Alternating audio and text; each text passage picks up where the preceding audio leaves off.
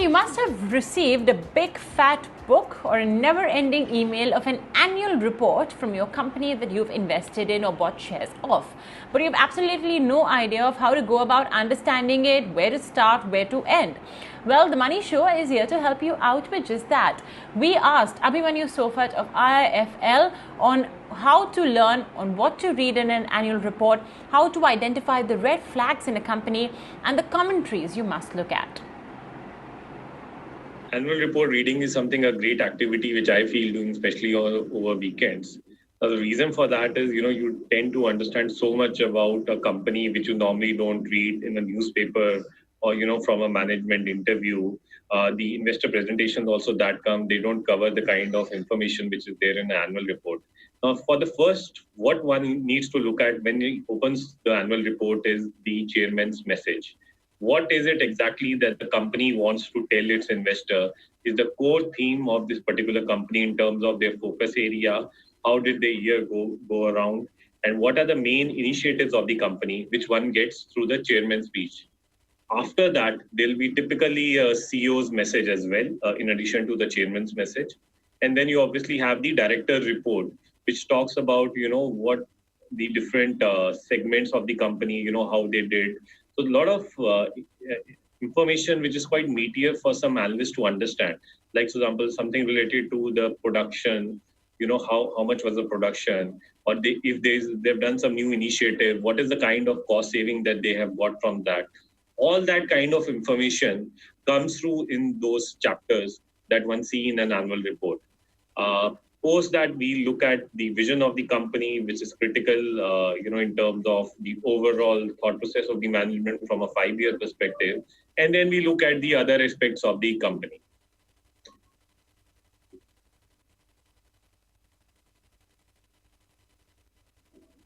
Okay, so let's start off with something that we notice in the first few pages, and that is management discussion and analysis. Like you mentioned, you have vision, mission, all of these, statements that come right in the first few pages. They are mostly qualitative in nature, the management discussion and analysis section.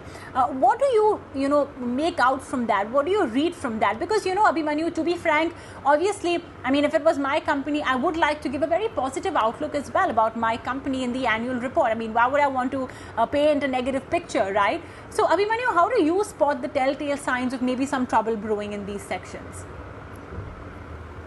So, what we look at generally is, in those sections is like a company has different segments.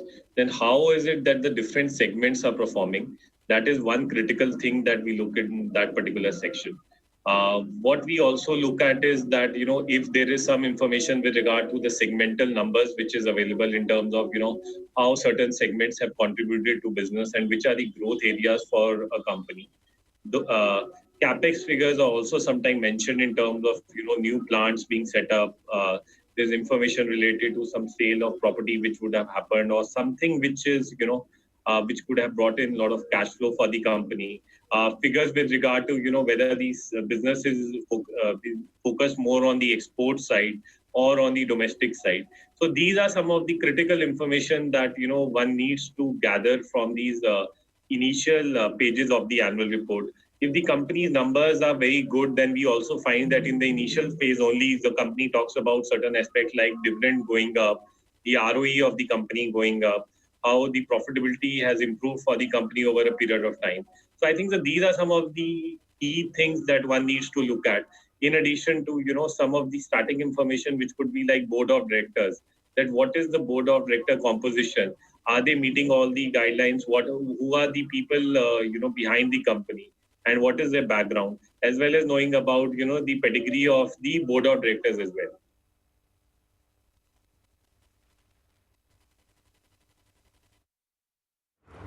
Pedigree of the board of directors, I understand that would also mean, like Abhimanyu mentioned, the background of the management, because at the end of the day, they are the ones that will be leading your company.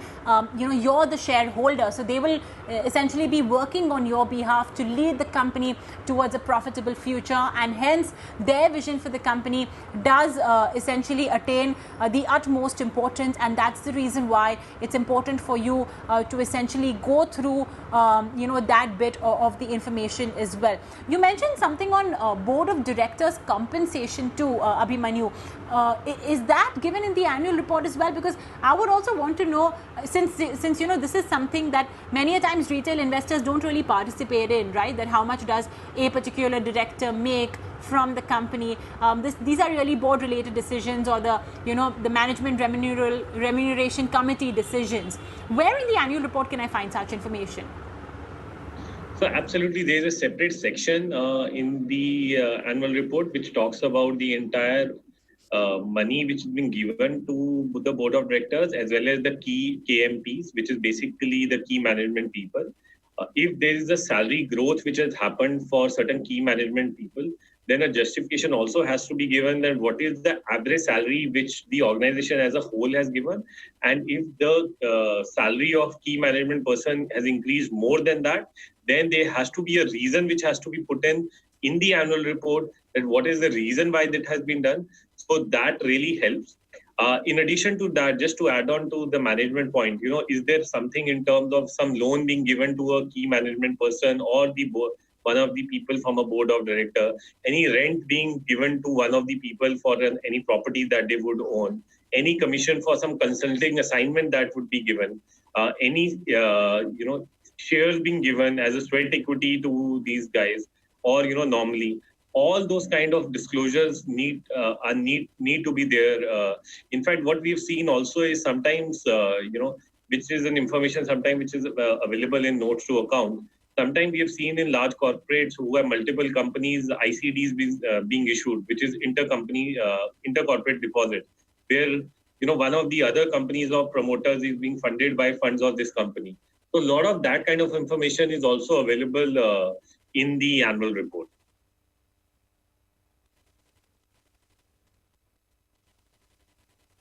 Okay, now let's move to the bit more trickier part, and that's financials. P&L, balance sheet. For many individuals, this can be sometimes pretty daunting, especially if they don't have a financial background. So again, here also I would like to break it up into three of the biggest or the most important financial statements. There's of course notes to accounts, etc. as well, which form a part of these three statements. But there's P&L, there's balance sheet, and there's cash flow. Many a times we give a lot of importance to P&L, but balance sheet and cash flow too are extremely important, if not more important than the P&L. So let's start off first with P&L, Abhimanyu. When you do have a profit and loss statement in your hand, you of course must be having that art of getting numbers to talk. But for an individual who really does not have that knack, how would you advise them to start off? What would be some red flags you would ask them to identify?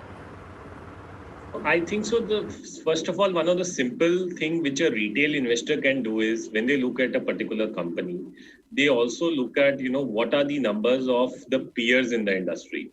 And if they find that there's a very large difference in that, a lot of time there's a common statement which can be made, which is basically that, my depreciation cost is 7% of sales, whereas someone else depreciation cost is say 2% of sales. So what is the difference?